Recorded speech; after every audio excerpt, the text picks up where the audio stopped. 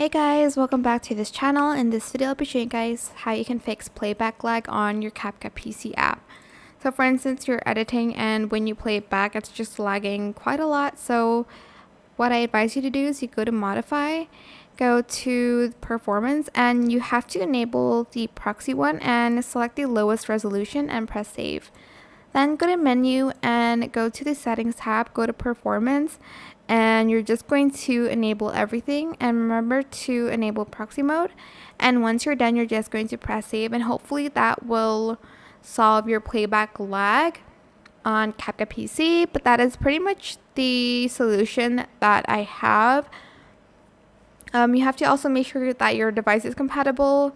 It's really hard if your device isn't compatible, like it's not going to be, well, it's going to lag essentially, so make sure you check that first.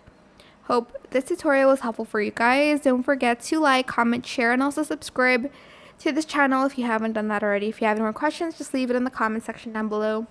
I will try my best to answer them all for you guys. If you found this video helpful, please click the thanks button as well. That is it. Thank you so much for watching. Bye.